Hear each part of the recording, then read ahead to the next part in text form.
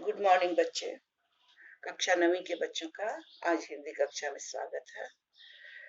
इसके पहले दो बैलों की कथा पढ़ चुके हो तुम लोग। आज दूसरा लेसन, दूसरा चैप्टर लहासा की ओर पढ़ाने जा रहे हैं, जिसके लेखक हैं राहुल सांकृत्यायन।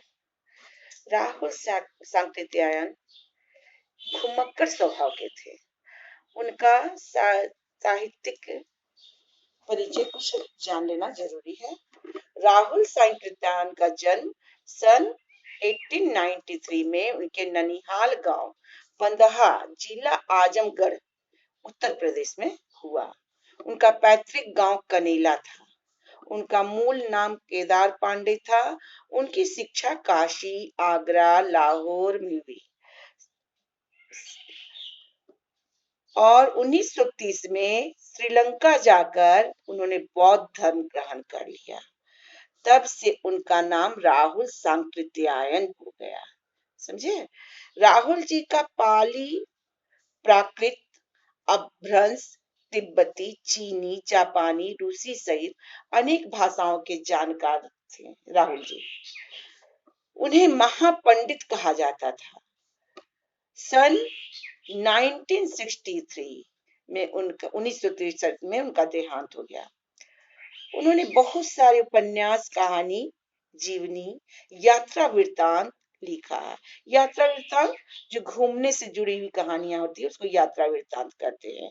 तो आपकी जो लहासा की ओर कहानी है वह भी एक यात्रा वृत्तांत है। घूमने के दौरान लेखक ने जो अनुभव किया उसके बारे में लिखा गया है। यात्रा वृत्त लेखन में राहुल जी का स्थान सबसे श्रेष्ठ माना जाता है। उन्होंने घुमक्कड़ी का शास्त्र रचा और उससे होने वाले लाभों का विस्तार से वर्णन करते हुए मंजिल के स्थान पर यात्रा को ही घुमक्कड़ का उद्देश्य बताया। घुमक्कड़ी से मनोरंजन, ज्ञानवर्धन एवं अज्ञात स्थलों की जानकारी के साथ साथ भाषा एवं संस्कृति का भी आदान प्रदान होता है। समझे ना? यात्रा के से क्या क्या लाभ है उसके बारे में बतलाए हैं। राहुल जी ने विभिन्न स्थानों के भौगोलिक वर्णन के अतिरिक्त वहां के जनजीवन की सुंदर झांकी प्रस्तुत की है। अब पाठ से जुड़ी बातें सुनोगे। लहासा की ओर यह कहानी जो है यह एक यात्रा वृत्तांत है। इस कहानी में राहुल जी की प्रथम तिब्बत यात्रा से ली गई है। यह कहानी लेखक के प्रथम तिब्बत यात्रा से लिया गया है, जो ली गई है जो उन्होंने सन 1929-30 में नेपाल के रास्ते में की थी। उस समय भारतीयों को तिब्बत यात्रा की अनुमति नहीं थी, इसलिए उन्होंने यह यात्रा एक भिखमंगे के छद्म वेश में की थी। समझे ना? इसमें तिब्बत की राजधानी लहासा की ओर जाने वाले दुर्गम रास्तों का वर्णन बहुत ही रोचक शैली में उन्होंने किया है। इस यात्रा वृत्तांत से हमें उस समय के तिब्बती समाज के बारे में जानकारी मिलती है। ठीक है, तो देखोगे क्या कहानी है। वह नेपाल से तिब्बत जाने का मुख्य रास्ता है। फरी कलिंगपोंग का रास्ता जब नहीं खुला था तो नेपाल ही नहीं हिंदुस्तान की भी चीजें इसी रास्ते से तिब्बत जाया करती थी। हाँ बच्चे, यह व्यापारिक ही नहीं सैनिक रास्ता भी था, इसलिए जगह जगह फौजी चौकियां और किले बने हुए हैं जिनमें कभी चीनी पलटन रहा करती थी। आजकल बहुत से फौजी मकान गिर चुके हैं। समझ रहे हो ना? ये पूरी जिसके पास बुक किताब है वो पूरी कहानी पढ़ लोगे, और जिसके पास नहीं है मैं इस पे भेज दूंगी, उसे पढ़ लोगे। पूरी कहानी की जो मुख्य बातें हैं वो मैं तुम सबको बतला देती हूँ। तो सुनोगे, पर इसमें क्या चीज बतलाया गया है? नेपाल तिब्बत मार्ग का महत्व बतला दिया गया है कि नेपाल तिब्बत मार्ग नेपाल से तिब्बत आने जाने का मुख्य मार्ग है और पहले भारत का व्यापार इसी मार्ग से होता था। यह सैनिक मार्ग भी था। आज भी इस पर अनेक चौकियां तथा किले बिछे हुए हैं, बने हुए हैं। कभी यहाँ चीनी सेना रहती थी। आज कई फौजी मकान गिर चुके हैं और कुछ में किसानों ने डेरा जमा लिया है। फिर उसके बाद है तिब्बत का सामाजिक जीवन कैसा है। इसमें ये तिब्बत के जीवन में अनेक आराम तथा कठिनाइयां हैं। जाति पाति छुआछूत वहां नहीं है। निम्न श्रेणी के भिखमंगे को छोड़कर अन्य कोई अपरिचित व्यक्ति भी घर के भीतर आ जा सकता है, और उसके कहने पर घर की सास बहू उसके लिए चाय बना सकती है। चाय मक्खन और सोडा नमक मिलाकर चोंगी में कूटकर मिट्टी के टोटीदार बर्तन में परोसी जाती है। ठीक है। फिर वहां ठहरने का प्रबंध भी है। लेखक जब प्रत्यक्ष चीनी किले से चला तो एक आदमी राहदारी मांगने आया, समझे ना, पैसा। लेखक ने अपनी और अपने साथी सुमति की चीटें उसे दे डाली, और सुमति की जान पहचान, सुमति गाइड है समझो, लेखक के मार्गदर्शन करा रहे हैं लेखक को। सुमति की जान पहचान के कारण उसे थोंगला के आखिरी गांव में ठहरने की अच्छी जगह मिल गई। जबकि पिछली बार जब घोड़ों पर सवार होकर वहां आए थे तो उन्हें एक गरीब झोपड़े में ठहरने को मिला था। इस बार वे भिखमंगे की वेश में यात्रा कर रहे थे। समझिए, दारा थोंगला का जंगल। डारे तिब्बत के सबसे खतरनाक स्थल है, इस पाठ में दिया हुआ है। दारा तिब्बत का सबसे खतरनाक स्थल है। ये 16-17 हजार फीट की ऊंचाई पर स्थित है, इसलिए उनके दोनों तरफ मीलों तक गांव नहीं है। नदियों के मोड़ों और पहाड़ों के कारण यहाँ आदमी दिखाई नहीं देते। ये डाकुओं के लिए सबसे सुरक्षित स्थल है। कौन सा जगह? डारा। डाड़े जो है तिब्बत तिब्बत का सबसे खतरनाक स्थल। यहाँ सरकार पुलिस पर खर्च नहीं करती, खुफिया विभाग पर पैसे खर्च नहीं करती है, इसलिए यहाँ खून आसानी से हो जाते हैं, हत्या हो जाती है। डाकू पहले आदमी को मार डालते हैं, फिर माल लूटते हैं, और खुलेआम लोग पिस्तौल बंदूक को लाठी की तरह लेकर घूमते हैं। फिर इसमें है घोड़ों की यात्रा की है लेखक सुमति के साथ। तो काफी ऊंचाई तक चढ़ते हैं, और ऊंचाई का रास्ता है, बर्फीला रास्ता है, और तेज धूप भी है। फिर उतराई का भी वैसा ही है स्थान। धीमे धीमे जिस घोड़े से लेखक जा रहे थे उनका घोड़ा सुस्त था, जिस कारण वो धीरे धीरे सुमति के सामने बहुत पीछे पड़ गए थे। और दूसरी बात यह थी कि उन्होंने वो रास्ता भटक गए थे। फलस्वरूप सुमति को उनके आने की लंबी प्रतीक्षा करनी पड़ी थी। तो सुमति कौन है? मंगोल। सुमति मंगोल जाति के थे। तो उन लोगों का चेहरा लाल होता है, गुस्से में और चेहरा उनका लाल हो जाता है। जब घोड़ा से बहुत देर में पहुंचे लेखक तो उनका मुंह लाल हो गया था। उन लोगों का मुंह वैसे ही लाल होता है, और अब तो वह पूरे गुस्से में थे। क्यों? समझ गए? क्योंकि सुमति का घोड़ा जो था वह सुस्त था, और सॉरी, लेखक का घोड़ा सुस्त था, और वो रास्ता भी भटक गए थे, जिस कारण सुमति को अधिक देर तक उनका इंतजार करना पड़ा। और उन्होंने क्या कहा लेखक को जब देखा तो? मैंने 2 टोकरी कंडे फूंक डाले, 3-3 बार चाय को गर्म किया। तो लेखक क्या नरमी से जवाब देते हैं, लेकिन मेरा कसूर नहीं है मित्र, देख नहीं रहे हो कैसा घोड़ा मुझे मिला है? मैं तो रात तक पहुंचने की उम्मीद रखता था। खैर, सुमति को जितनी जल्दी गुस्सा आता था उतनी ही जल्दी वह ठंडा भी हो जाता था। लंकोर में वह एक अच्छी जगह पर ठहरे थे, यहाँ भी उनके अच्छे यजमान थे। फिर उन्होंने क्या किया? पहले चाय सत्तू खाया, रात को गर्मा गर्म थुक्का मिला, वहां का विशेष भोजन जो है, समझे। उसके बाद क्या हुआ? तिंगरी समाधि गिरी पर वो चढ़े। देखो देखो, तिंगरी समाधि गिरी। अब तिंगरी समाधि गिरी क्या है? तिंगरी का विशाल मैदान, उनके चारों ओर पहाड़ियां। विशाल मैदान में भीतर भी एक पहाड़ी थी जिसका नाम है तिंगरी समाधि गिरी। उसके आसपास अनेक गांव थे जिनमें सुमति के यजमान रहते थे। सुमति बौद्ध भिक्षु, मंगोल। सुमति लेखक के गाइड भी समझोगे, गाइड थे, उनको रास्ता दिखा रहे थे। सुमति सब जगह जाना चाहते थे ताकि उन्हें गंडे पहुंचा सके। गंडे क्या है जानते हो? गंडे पतली पतली चीरी बत्तियों से बनते थे, रंगीन कपड़ों से बनते थे, टुकड़ा टुकड़ा। और जैसे हम लोग धागा बांधते हैं ना, पंडित जी बांधते हैं, उसी तरह बौद्ध भिक्षु अपने यजमानों को वही गंडे देते थे। वो क्या कहलाया, समझ गए, रंगीन कपड़ों का टुकड़ा।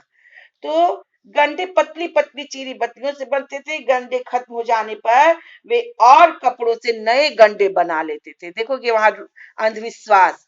गंडे अगर नहीं मिले बौद्ध मंदिर का, तो कहीं से भी लेकर के वो गंडे बना लेते थे और अपने यजमानों को देते थे, और उसके बदले में उनसे उन्हें पैसा मिलता था। गंडे बना लेते थे। लेखक ने सुमति को दूर दूर गांव में ना जाने के लिए कहा था। क्यों? क्योंकि सुमति के बहुत जान पहचान के लोग थे। यदि वो चले जाए तो लेखक को अकेला रहना पड़ता। समझे? तो लेखक उन्हें जाने से मना करते हैं। तिब्बत में एक सबसे बड़ी बात है कि पीछे की तरफ से कड़ी धूप होती है और आगे की ओर से पीछे की ओर से बर्फीली हवा होती है और आगे की तरफ से कड़ी धूप। जाने में काफी कठिनाई का सामना करना पड़ा लेखक को। एक तो चढ़ाई भरा रास्ता, घोड़ा सुस्त होना, फिर लुटेरों का भय बना रहता था। इस प्रकार से लेखक को काफी कठिनाइयों का सामना करना पड़ा। उसके बाद उन्होंने कहा गया, उसके बाद वो गए सेकर विहार। देखोगे सेकर विहार गए।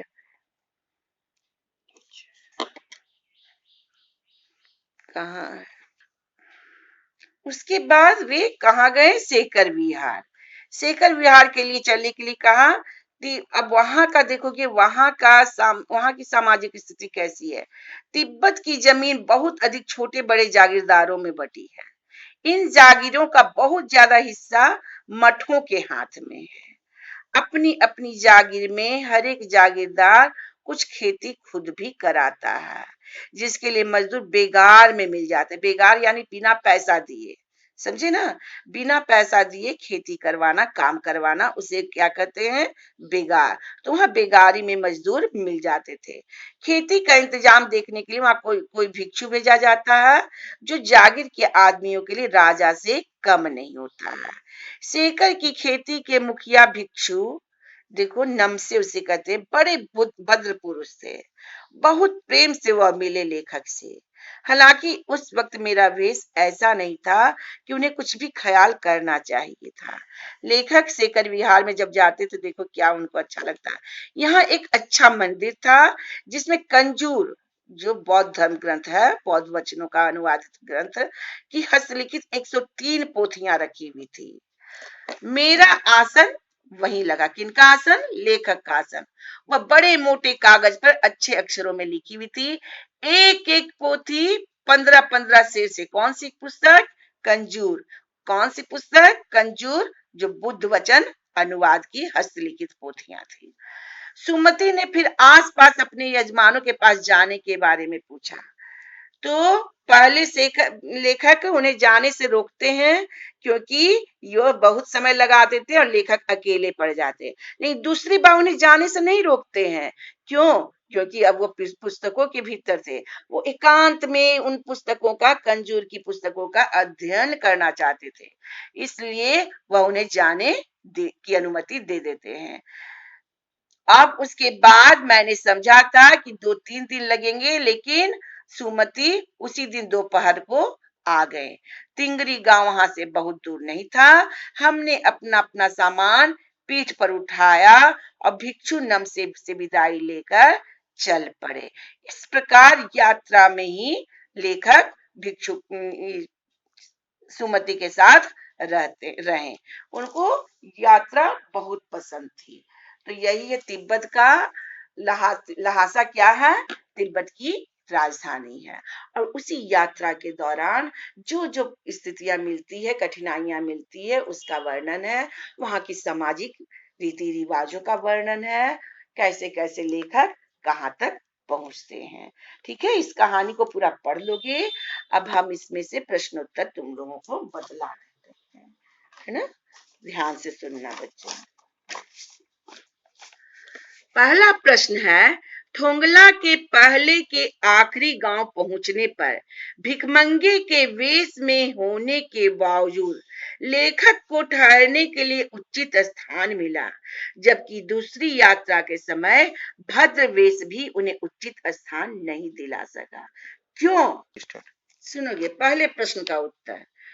थोंगला के पहले के आखिरी गांव पहुंचने पर भिखमंगे के वेश में होने के बावजूद लेखक को ठहरने के लिए उचित स्थान मिला। क्यों? क्योंकि सुमति साथ में थे। सुमति से वहां के लोगों की पहचान थी, परिचित थे, इसलिए सुमति के साथ में रहने के कारण भिखारी के वेश में रहने के बावजूद लेखक को ठहरने के लिए उचित स्थान मिला, जबकि दूसरी बार भद्र वेश में होने के बावजूद लेखक को उचित स्थान वहां नहीं मिला। क्यों? क्योंकि इसके दो कारण थे।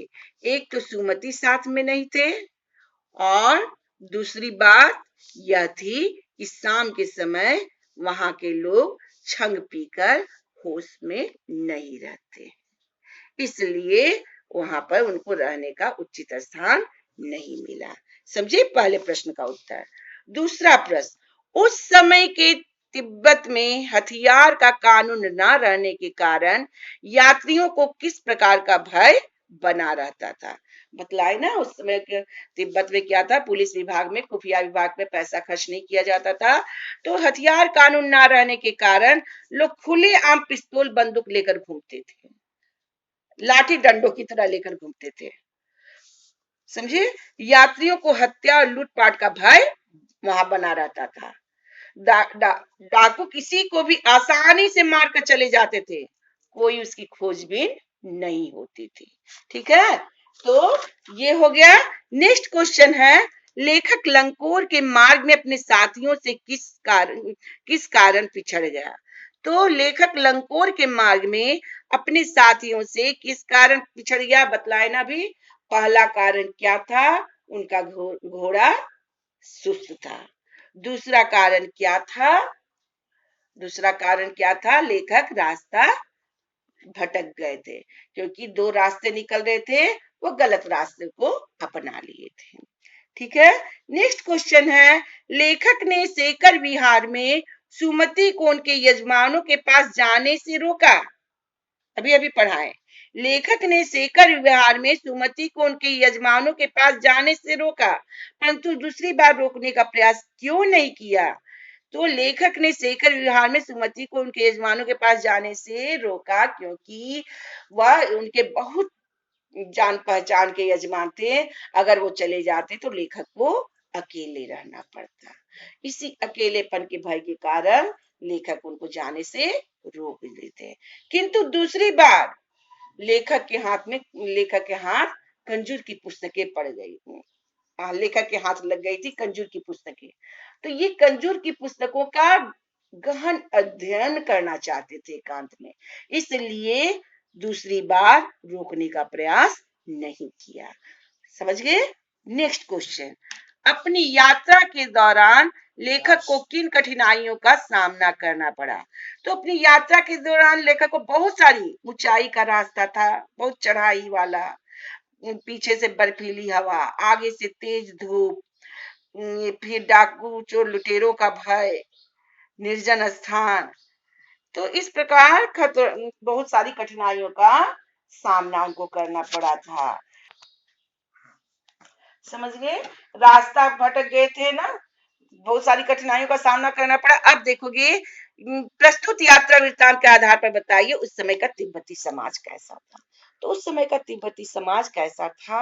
वहां पर्दा प्रथा नहीं था, जाति पाति छुआछूत का भेदभाव नहीं था, कोई भी अपरिचित घर पर में आ जा सकता था और चाय बनाने के लिए कह सकता था, और घर की सास बहुएं उनकी चाय बना सकती थी। और क्या क्या था वहां पर? जागीरदारी प्रथा था, और जागीर मठों के अधीन था। वहां जागीरदारी प्रथा था, जागीर मठों के अधीन था। बेगारी में वहां मजदूर मिल जाते थे, है ना। शाम को वहां के लोग नशीले द्रव्य का सेवन करते थे। ठीक है, फिर क्या था, डाकू लुटेरों का भय वहां रहता था, खुफिया विभाग पर पैसे खर्च नहीं किए जाते थे। यह सब तिब्बती समाज का रूप था। ठीक है, नेक्स्ट क्वेश्चन तो अब तुम लोग समझ ही जाओगे।